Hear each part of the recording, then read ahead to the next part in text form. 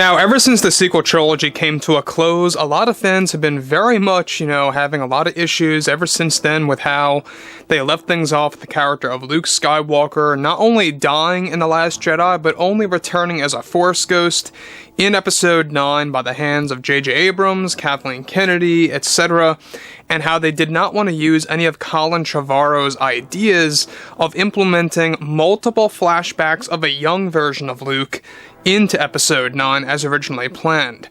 This is Mike Zero. Make sure to subscribe if you're new to the channel for future Star Wars updates. Also, by the way guys, make sure to drop a thumbs up on this video to support the channel. I thank you all so very much for the kind support. It is greatly appreciated. Now, one thing that a lot of fans have been very much critical over is exactly how Luke was used, not just in the sequels, but also, of course, how Mark Hamill really went back and forth between admitting about Disney's usage of the character to defending the character again, and just kind of giving fans a very hard time to pinpoint exactly what Mark's true beliefs were on Disney's take of Luke Skywalker. Now, thankfully, as of late, Mark Hamill has been very direct with the fans and really putting it straight that he really did not like Luke Skywalker's use by Disney in the sequel trilogy films. Now that brings us to exactly what's been going on with the Disney executives behind the scenes and exactly what's going on right now in a last-ditch effort, or a new attempt at least, to reverse Luke Skywalker's death in a very unique way that's going to use Star Wars lore and even an original idea by George Lucas. This is a back-and-forth scenario that we've been talking about for a couple of weeks now that has been happening over at Disney, and they have to make an ultimate decision by February of 2023. Now, of course, with that being said, with the Disney board now making every attempt to fix the Star Wars brand using Favreau and Filoni's knowledge of the lore, they are also crafting some new things that have never been done before in the franchise. However, as of now, Disney board members are debating on reversing Luke's death to be showcased in a future Star Wars project.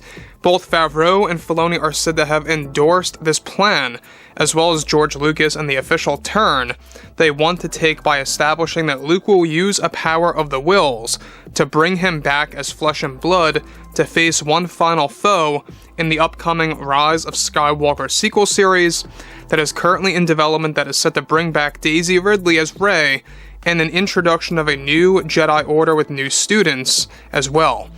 Now, the plan is to have Luke either use this power of the wills temporarily and or permanently to reverse his death.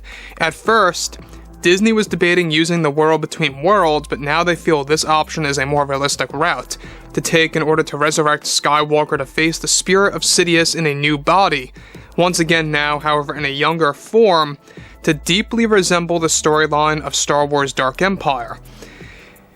Now, I want to actually just stop here for 1 second and move on in just a second or so. Now, the thing about this that really is concerning is that they feel that Luke should either be used temporarily or permanently using this new Force power. And we've talked about how Disney is leaning toward making it a temporary power more so than making it a permanent one, allowing him to come back as flesh and blood.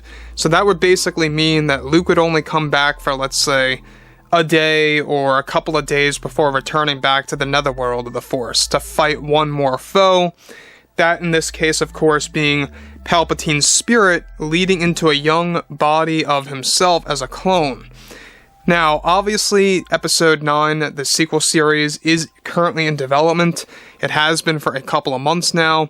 Daisy Ridley has been contacted multiple times about her return as Rey, and she's on board. That is happening. However, the thing about this entire situation is that, will it really make the fans happy? Will it really satisfy or fix anything within the franchise? My gut feeling would say it's a hard 50-50 chance. I mean, it all depends on execution, how big this project is going to be, how many people the project reaches. I mean, let's not forget, this is going to be a Disney Plus project. It all depends on how big of a show it's really going to be, right? So with that being said, they are trying to choose if they want to make the power of the wills that Luke utilizes a temporary or permanent thing. And they figure that this is a more realistic route to take than him using, or somebody using, the world between worlds to change Luke's fate, such as Ahsoka Tano. Now, though I do agree that the world between worlds, alright, would be a better route and a more, better suit for the mythology, this is something that has remained untouched. The circle of the wills that we talked about, and how the power of the gods, the deities, if you will, that created the galaxy, being responsible for this newfound power that Luke is going to use, is something that was actually created by George Lucas in the original drafts of Return of the Jedi, where Kenobi was supposed to come back as flesh and blood during the Endor celebration, believe it or not, but that ended up getting completely scrapped and cancelled. So it's going to be an interesting turn of events to see exactly where this all leads. Now, moving on, the budget for the sequel series is said to be very high, and will have that ultra cinema style just like Andor, appearing like a movie. Mark Hamill has already been approached to join this project in order to utilize this series. The series is set to take place roughly 15 years after the events of Episode 9. Both John Boyega and Oscar Isaac have refused to return, however, after being contacted. So let's just put that clear. It's not looking like you're going to get Finn, Poe, and Rey back as the trio. However, Daisy Ridley is up for the role and has actually been in contact with John and Dave multiple times about this role. She has a lot of interest because, let's face it, sadly, Daisy's not getting a lot of roles after Star Wars. Not a lot of blockbuster or big roles, so to speak. And it's just a little sad because, it seems like that Daisy is like the modern Mark Hamill, right? Where Mark Hamill had these 3 big Star Wars movies by George, and then after that, nothing much, right? Nothing huge or blockbuster worthy. Just, he ran into doing voiceovers, which is great and all, by the way.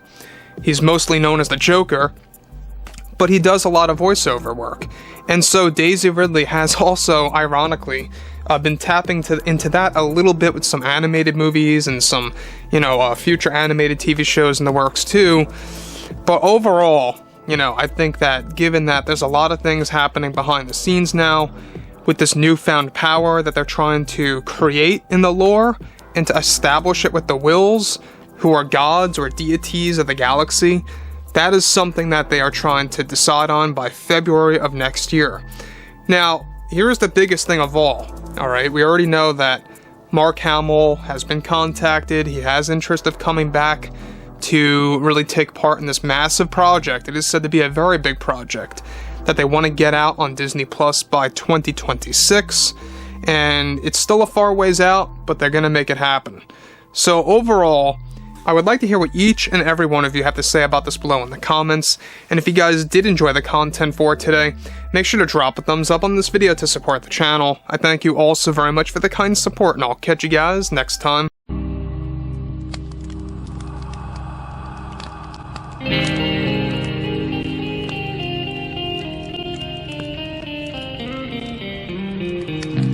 Gun in hand, we are alone again. From night to moon we hear them moans again.